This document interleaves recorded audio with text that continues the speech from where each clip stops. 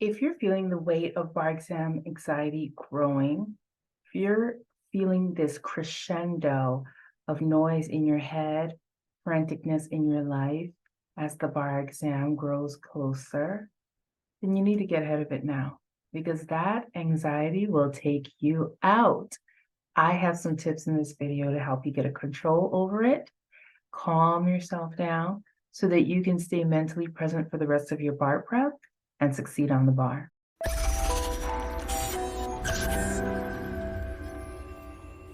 I'm Jennifer Duclair, bar exam mindset mentor, helping you to get past your mindset barriers so that you can pass the bar.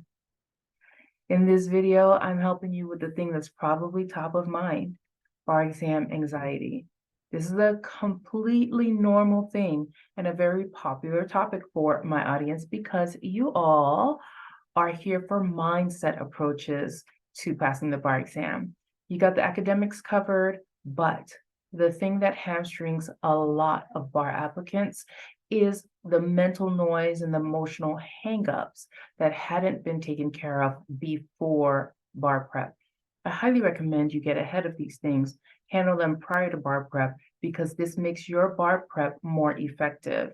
If you are siphoning off half of your energy in order to contain emotional distress, and only half is available for studying and learning, you're not doing as good as you could be during your studying.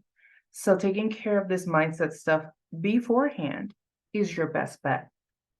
But usually people don't think about bar exam anxiety until the noise crescendos and starts getting so loud that they can't ignore it any longer. By then, they often think it's too late and I just have to tough it through. And that is not the case. So put a pin in this. Below in the description box, I will ply you with links of resources that you can grab for free or low cost to help you get the anxiety under control before your bar exam and perhaps save your last few weeks of bar prep so that you can maximize it for the best return on your mental investment.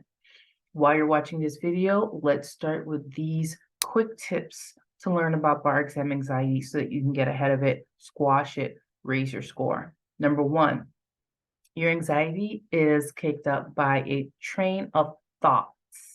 The thoughts happen at lightning speed. You may not be aware of what you're thinking, but you see the end result in how you're feeling. It's like the wind. You can't see it, but you see its effects. If you're feeling anxious, there is a thought process running through your mind repeatedly that is causing that anxiety. Find a thought, dispel those lies or myths, feel calm. This can be a process, but I have resources that will walk you through questions you can ask yourself to find out what exactly those thoughts are. And without even digging into the resources, you can simply ask yourself to slow down and say, what was I just thinking that got me feeling this way? It might be hard to accept the answer because the answer could be something like, you're not doing good anyway. What's the use? Stop trying. You're never going to pass this bar exam. You haven't been studying well for the past 3 weeks. What do you think is going to happen here? You may as well pull out and quit now, postpone that exam. Things like this are going on in the background. It's like a mean little voice nagging you, discouraging you. Unfortunately, that voice is you. But if you can see it as a separate entity, you will be able to be more objective with pinpointing what exactly that voice is saying. That objectivity is key. It does take courage. That's why we often do this together in live workshops that I host, especially for bar takers like you. It takes courage to be objective, to give yourself a helping hand on that. Just pretend it's a separate voice other than you. Maybe it's your frenemy saying these things. See that voice outside of you, and then you'll be able to pay more attention to what that voice is saying, because that's the first necessary step to reducing this anxiety. Once you find out what that voice is saying, the next step you take is to poke holes in that argument. Is that true? Is that necessarily true? What evidence is there to the opposite of that? There are other ways to poke holes in it, but it's specific to what that negative belief is. Once you find out what that negative belief is or what that voice is telling you, there are tons of videos on this channel that address all the different angles of anxiety as well as other bar exam problems. So scroll the channel, read the titles, and see what speaks to you as far as that specific thing that's playing in the back of your head, causing anxiety to ramp up. The next thing that we do after you've found the beliefs, dissected them, poked holes in them to make sure you know logically is not true, now we've got to get that message to your heart and your body so that it follows along. Got to retrain your heart and your body. And this is where we bring in nervous system regulation. We talked about this a little bit in one of my previous videos. But when your body goes into fight flight mode, usually in response to your thoughts telling you that there is a danger, when your body ramps up into fight flight mode, there's no thinking your way out of it. You either have to physically get that energy out of yourself, hold your breath and punch the air. It works. I think I'll link a little something that you can watch and see how to do that here, but it is a way to get that nervous energy out of you. So you either have to get that nervous energy out of you somehow, hopefully in a very healthy way that lets you get back to your studies sooner rather than later, or you use one of the other techniques we have for re-regulating your nervous system and getting you back to peace state so that you can think clearly and do your work.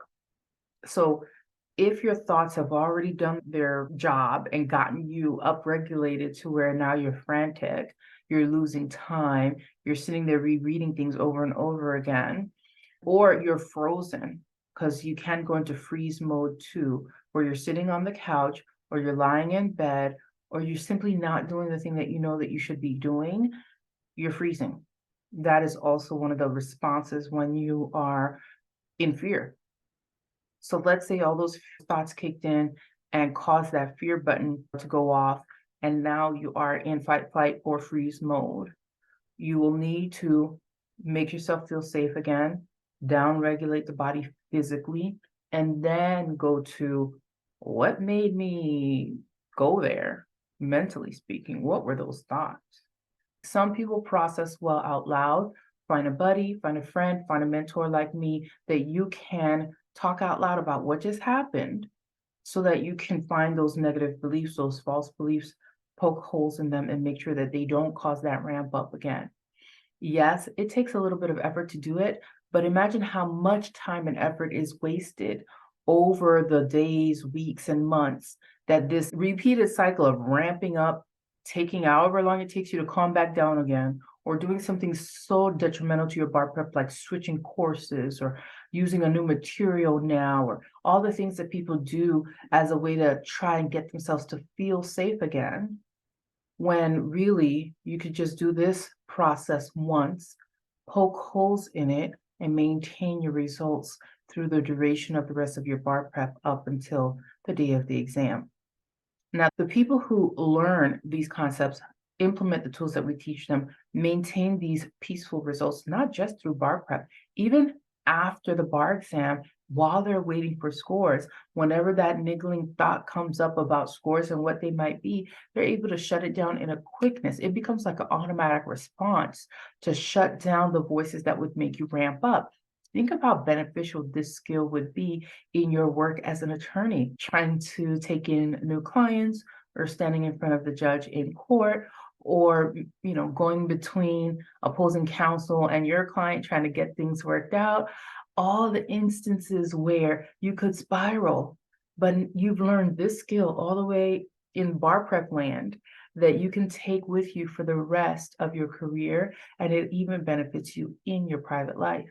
So if you haven't gotten on top of how to pinpoint the nagging false voices, poke holes in their logic, assuage the doubts and know for sure that you are okay, logically speaking, and then carry that knowledge over to physically downshifting your body from fight flight mode and getting back to a peace state repeatedly. It sounds like a mouthful, but you could literally do it like that if you learn the skills and you implement the tools. And if you haven't learned how to do that, and you know that you need to, look below and dive into the resources I'm linking for you. You are going to love them. See you in the next video.